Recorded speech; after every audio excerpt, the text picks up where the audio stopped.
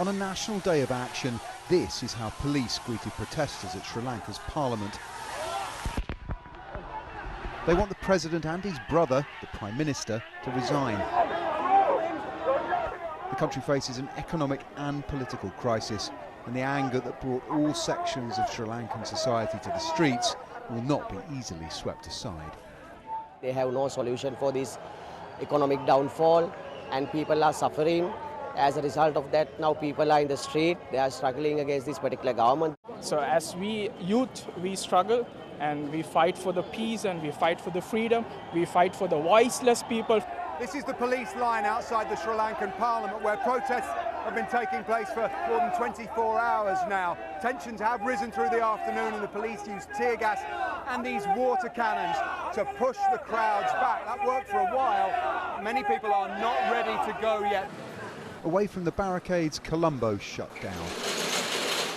A general strike closed the central market. Workers waiting, ready to demonstrate. Public transport was closed too. The station crows, the only passengers. Fuel queues are a constant, however.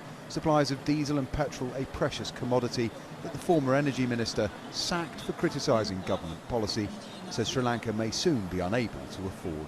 In near future, we have a risk of being run out of all kinds of fuel.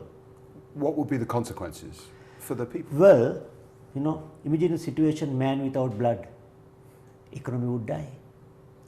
Situation is terrible. Basically, Sri Lanka right now has no foreign currency reserves whatsoever. In coming months, definitely there will be a food shortage. How soon could Sri Lanka start to run out of food? 1 to 2 months. It's a frightening prospect. Of course, yes. Very frightening. The focus of public anger is President Gotabaya Rajapaksa. Go home, Gota is the slogan of the opposition movement, and there's been a protest camp outside his office for the past month, drawing young and old, poor and professional, all appalled at their country's descent. People can't afford to get their basic medicines, not even at a price which they're willing to pay. There's no medicines available. At hospitals, they turn back people saying, go get the medicines from the pharmacies, and even if they go to a pharmacy, there's no medicines available. I believe that this is going to affect every single one of us eventually, and because of the nepotism, Sri Lanka has faced so much of issues, and the situation we are in right now is due to the mismanagement of our leaders. The president has now declared a state of emergency to control protests, but only outside help will stop the economy imploding.